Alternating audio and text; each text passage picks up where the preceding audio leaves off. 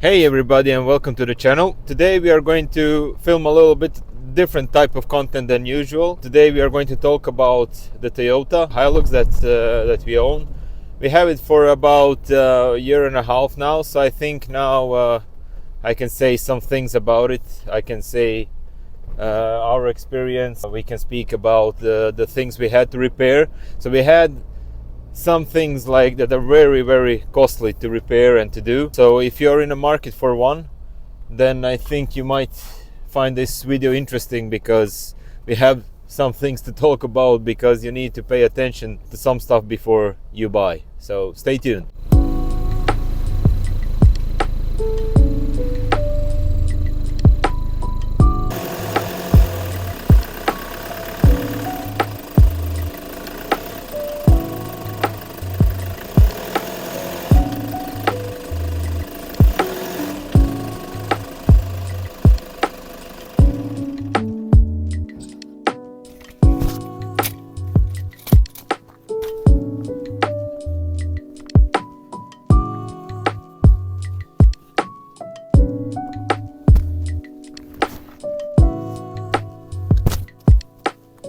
So let's talk about Toyota Hilux.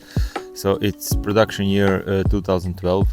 It has leather seats, automatic transmission. It's 3.0 D4D engine. It has dual battery system, which is connected in parallel. I think all Land Cruisers and Hiluxes that are for Northern Europe market have factory-made dual battery system, which is quite good, and it comes in handy, because if one battery fails, then you can still start a car if it's cold outside and all that. But also, because it's in a parallel system, if one battery goes bad, you need to change them both. It will drain the other battery. It has hard top, the snug top or snug top. I'm not sure how to pronounce it correctly. It's American made. It's probably snug top. I made custom built roof rack with extruded aluminium. It's not the best one, but for having a tent on, it's enough, I think. It also has a ARB front bumper, Ironman snorkel, and also it has Old Man Emu 2-inch lift kit. When it comes to consumption, it takes around 12 liters per 100 kilometers. Since we use that car for a commute also, it takes 15 liters commuting to work and back. So that's the only car we have right now, and we use it for everything pretty much. When we were on our trip this summer, we were going from Sweden to Germany, Switzerland, then to Croatia, and then through Bosnia back to Croatia and back to Sweden. So a lot of highway driving, a little bit of off-road driving, not so much, and some local roads. And it took around 12 liters. So I think that's pretty fair. And I think with SUVs of that type, pickup trucks or SUVs, I think it's pretty much the same around that consumption regarding the weight and everything. So let's talk about problems. Usually these engines are known for their reliability, and they are quite good. So earlier models had some problems with the engines, actually with the fuel injectors, which could lead to engine breakdown, which can be quite costly. Other than that, there are no major issues with it, at least not the ones that I know about. But I want to point one thing out on these engines that are in Land Cruisers and Hiluxes also. That's the problem we dealt with almost as soon as we bought it. It's about the oil sump of that car. So the oil sump is built like this, and it has like a big part of it, like it's flat on the top and it goes like this. And the problem about that is that in these northern climates, the salt and everything that from the road, when you drive it all the time, it goes from the road and it sprays under the car, and the salt comes to the oil sump, to the top of it, and then it stays over there. It's hard to wash it because there is a lot of under protection of the car. There is a differential and everything, so you cannot reach if you are spraying it with the water or anything. It's really hard to reach, so that makes it makes a lot of trouble, because that salt stays over there, and even if you want to reach it, you cannot. You need to pull apart everything, and not everybody has the ability to do that. The thing is that with time, the materials of the oil sump are not that good. So what we had experienced is it got so rusty to the point that it started to leak oil. So when we were on MOT, the yearly inspection of the car, the guy was pointing it out like there is some oil leak, which got me a little bit considered, because when I was buying a car I didn't notice it, and then after properly checking it out, it turned out that it's an oil sump. So when you think like, okay, it's an oil sump, it shouldn't be costly, it should be just like you unscrew it, take it from the car, take the new one back, that's it. It is kind of a big job to do, but it's not anything concerning. But the thing is, actually, with Toyota, the oil sump, if you are going to source it straight from Toyota, the price is around, I think, 900 euros, maybe a little bit less, maybe 850, which is a lot of money for a piece of metal. Other problem is when you want to change it and you ask Toyota to change it, maybe pretty much in all Europe is the same price with the labor work. I got invoiced for, I think, around 2,000 euros or 2,100 euros, which is around $2,000 as well, which is very expensive for an old car that is not that valuable anymore.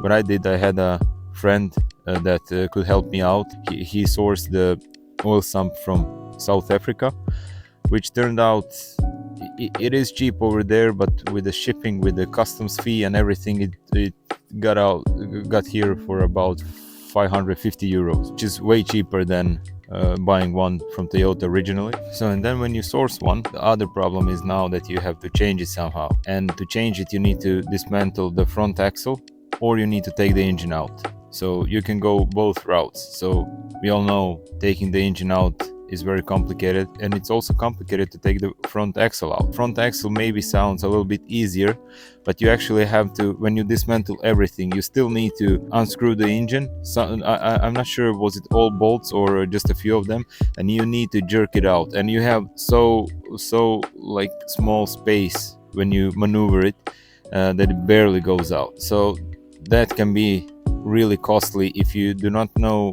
anyone who can change it for you, or if you cannot change it yourself and you need to take it to Toyota or some service that will rip you off.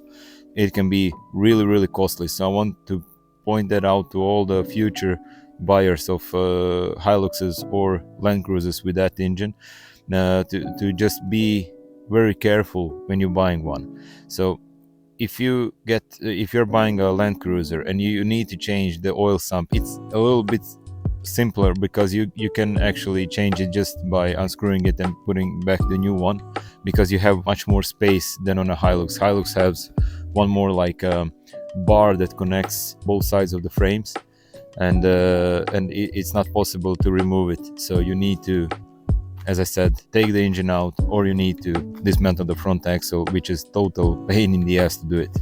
And that was the only big trouble with the car, except one problem that you can actually point out also is rust. There's rust everywhere, and I mean everywhere on this car, especially in the northern climates like northern Germany, Sweden, Denmark, Norway, Finland. It's a big problem. So just be aware of that, because of course, you need to check the car and all that, but you will have that problem all the time. Even if you get rid of the rust and you protect the car and everything, it will still come back. So you need to redo the job every now and then. So that can be annoying. When it comes to maintenance, the good thing about these cars is if you want to buy original parts from Toyota, like filters, fuel filter, oil filter and everything, it's quite cheap. It's not so expensive. And there is a lot of space on the engine, so you can do all of that by yourself. It's really simple. The oil filter, you just need some kind of tool that can grab the oil filter to unscrew it. And when it comes to the diesel filter, you just need to unscrew it, change it, put everything back together, pump the diesel a little bit, and you're done. If you need to change the timing belt, water pump, and driving belt, that can be a little bit of a problem. I didn't do it myself because I do not possess that kind of knowledge for that. So I took it to a mechanic to do it, but that's like every 150,000 kilometers. So it's, if you need to do it, you will just pay for it, and that's it, unless you can do it yourself, of course. If you have the automatic transmission like I do and you need to change the oil, that also is something that you want to do at a mechanical shop where you have somebody who knows the thing about those transmissions. But it's also a thing that you do not change that often, so it's not a big problem. When it comes to engine oil, a guy that works in Toyota told me there is no point of buying expensive Toyota oil, so you can buy any oil just as long as it's the correct oil for your engine. When it comes to the filters, I buy everything from Toyota because they are maybe a little bit more expensive than aftermarket ones, but that's where they recommend to take original Toyota filters because it's just better for the engine. But I also know a lot of people are just buying any aftermarket and they are doing fine. So, but for me, I'm buying the original ones. If you're buying a timing belt, water pump, and the driving belt and tensioners and everything that you need, that can be really expensive if you're buying from Toyota. So you can, I think with that part, you can buy the aftermarket ones, but make sure that you're buying like quality parts. So how is it to travel with? I think it's quite good. The comfort surprised me. I expected like that I will have like pain in my back or in my legs when on a longer trips. I'm 185 centimeters tall, and I push my seat almost all the way to the back when driving. But we did like 6,400 kilometers going to Croatia and back, and I didn't experience any pain or problems. Of course, we were making stops. We were like hiking in Switzerland, swimming in Croatia, and it went quite good, I think. So regarding the comfort, I think I'm pretty happy with it. I mean, it has OME suspension kit, so that makes it maybe a little bit more comfortable. But still, you feel it like it is hard on the road. And also, it has leather seats, and I find it pretty comfortable, so I'm quite happy with it. I also wanted to mention that we are running on Falcon Wild Peak tires. These are that doesn't have that aggressive tread.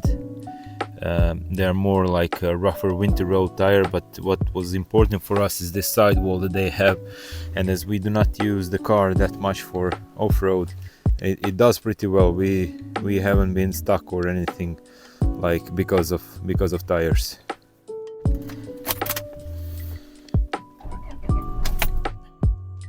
And this was pretty much everything that I wanted to share with you guys. So if you are on the market for one to buy, I recommend to just take a proper look. I mean, you already know that probably if you are going to buy an older car, but you need to get a proper look on the rust, and you need to take a proper look of that oil sump, even if it's regarding the Land Cruiser as well, because it might be costly. It might be costly. I mean, it might be. I know it's going to be costly because it costed us a fortune to fix all of that.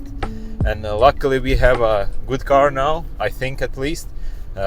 We don't have any issues with it. We just did a big service on it. We changed the transmission oil, oil in both axles, engine oil, all the filters, timing belt, water pump, everything.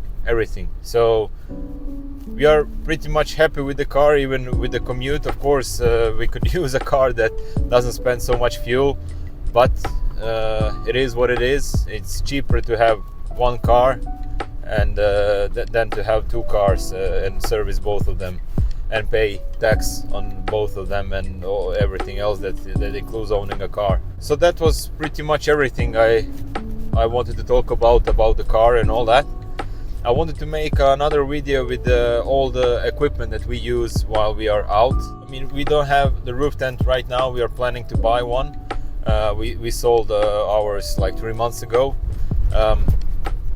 so I can talk about the gear that we found useful in these few years that we are camping around and driving across the Europe and all that. So if you have any questions regarding the car or anything you have seen in this video or on our previous videos, just let me know in the comments, and I'll make sure to make another video or reply to all the comments that I get.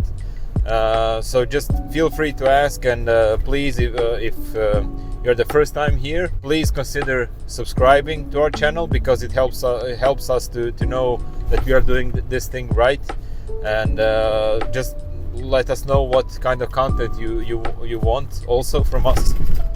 Right now it's we are approaching the end of January, and it's quite boring here in southern Sweden, because the weather is almost like exactly the same for the last 2 or 3 months. It's just raining. It's just like without any sun, without anything, a lot of winds, and that's it. We had like a proper snow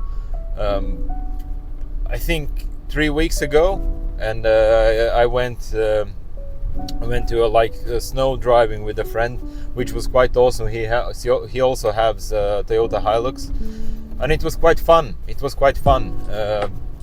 But now all the snow melted, and it's pretty much how it is. You saw on a video, it's just flat and that's it. So if you like this type of content, and if you want to see more of it, please let me know in the comments, and drop a like, drop a subscribe, share the video if you can with your friends, and share with someone if you know that is on the market for buying the Toyota Hilux or a Land Cruiser, because I think this is really like important thing to know. I've noticed in some Facebook groups that people actually do not know about the oil sump, and then when they find out about it, it's already too late. It's already like they're asking around, is it possible that the oil sump is rusty like that, so it leaks oil? And yeah, it is quite possible. I didn't know that as well. I was quite surprised when I went to a friend to check it out. He was like, yeah, that's an oil sump, and it's really bad. And I was quite surprised about that, because I didn't expect that. I really didn't expect that it can happen, that from one side you have oil, and it's still the rust and the salt goes so deep into material that it reaches oil, which leaks later on.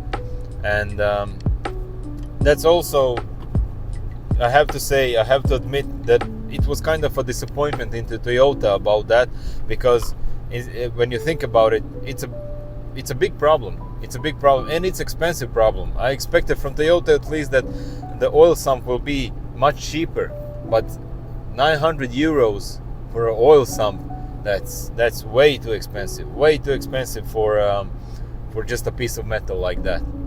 So and I saw a lot of people are disappointed also with the quality of material on the frame and overall on the car. Like, it shouldn't rust that much. I know the Sweden has really harsh conditions because of the salt on the road, and I think there is some chemicals used also that are not good for the car. One of the recommendation is that you should wash the car like a few times a week, and that's also like if you do not own a house and you need to go to the car wash yourself, and if you're going to on a self-service car wash, in Sweden you're going to pay about 10 euros per wash to wash it properly underneath. I'm not telling about like proper wash all around. I'm just talking about washing the car underneath. And now if you think about it, so if you do it 2 times a week in a month, that's 8 washes. So that's around 80 euros. That's a lot of money. That's a lot of money just to wash the car, because bad quality of materials and harsh conditions, of course. And that was pretty much everything I wanted to talk about. See you in the next video. Take care. Peace.